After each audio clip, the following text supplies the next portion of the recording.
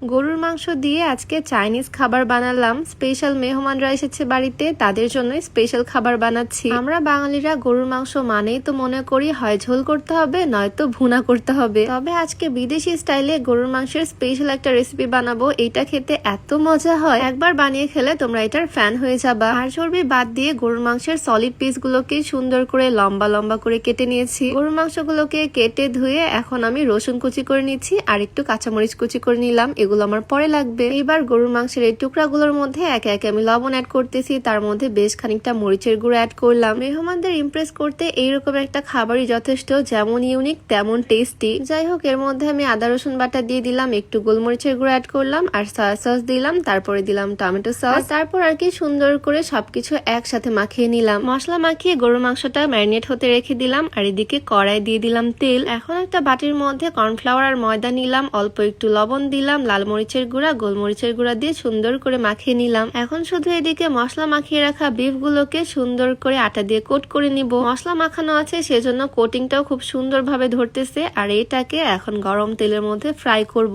লো হিটে ফ্রাই করে নিচ্ছি, সময় যদিও একটু বেশি লাগবে, তবে যেহেতু গরুর মাংস সিদ্ধ হওয়ার একটা ব্যাপার আছে আর হাই হিটে করলে ওপর থেকে পুড়ে যাবে, তবে ভিতরে কুক হবে না। আমি প্রায় 1 কেজির বেশি মাংস দিয়ে করতেছি, কারণ আমাদের বাসায় মেহমান আছে, আমরা সবাই মিলেই খাবো আর এটা খুবই মজা হবে। বেশি করে না বানালে সবাই মিলে মারামারি শুরু হয়ে যাবে। মারামারি না হলেও কারাকারি তো হবেই, কারণ এটা খুব মজা হয় খেতে। আমি পাশে আরেকটা চুলায় ফ্রাই করতে দিলাম। 2 চুলাতে একসাথে বিফ গুলোকে ফ্রাই করে নিচ্ছি। একটু সময় নিয়ে করে নিলাম, কারণ বিফ অনেকগুলো, একদম 1 বাটি ভর্তি বিফ ফ্রাই হয়েছে। চাইলে এখন এটা এভাবে খাওয়া যাবে, তবে এটাকে এখন আরো বেশি স্পেশাল করব। আমার চিলি বিফের মেইন পার্ট দেখানোর আগে তোমাদেরকে একটু দেখাতে চাচ্ছি এই স্লিমিং টিটা, যেটা খাওয়ার মাধ্যমে তোমরা কোন রকম ডায়েট বা এক্সারসাইজ ছাড়াই ওজন কমাতে পারবা ইনশাআল্লাহ। ওজন কমানোর এই চা তোমরা পেয়ে যাবা beauty by Lim Facebook page থেকে। পেজটা আমার ডেসক্রিপশনে মেনশন করে দেওয়া থাকবে, হোয়াটসঅ্যাপ নাম্বার স্ক্রিনে দেওয়া থাকবে। যাই হোক, বড় একটা প্যান নিয়ে নিলাম, খানিকটা তেল দিলাম আর তার মধ্যে আগে কুচি করে রাখা রসুন গুলো দিয়ে দিচ্ছি। তেলের মধ্যে রসুন কুচি গুলোকে একদম হালকা করে ভেজে নিচ্ছি আর তার মধ্যে এটাতে অ্যাড করব টমেটো সস।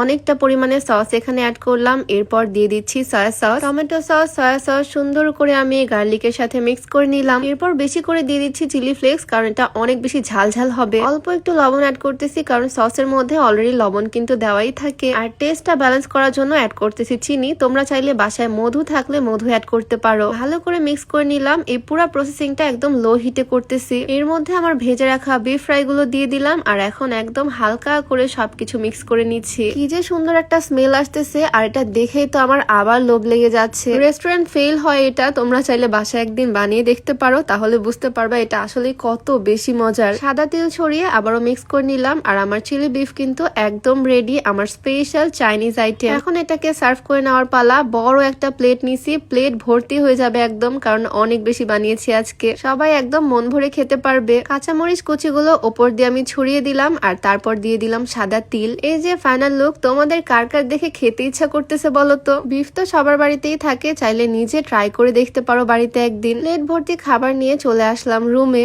এইটা দেখতেই এত বেশি লোভনীয় হয়েছে, মনে হচ্ছে রেস্টুরেন্ট থেকে আনানো। আর খেয়েও তো সবাই অনেক বেশি পছন্দ করছে। স্পেশালি আমি মেহমানদের জন্যই বানিয়েছি। মেহমানরা আমাদের বাড়ি থেকে চলেও গেছে আর এতদিন পরে আমি ভিডিও আপলোড দিচ্ছি। যাই হোক, ভিডিও তোমাদের কাছে কেমন লাগলো অবশ্যই সেটা কমেন্টে জানিও। দেখা হবে তোমাদের সাথে নেক্সট ভিডিওতে। সবাইকে আল্লাহ হাফেজ, আসসালামু আলাইকুম।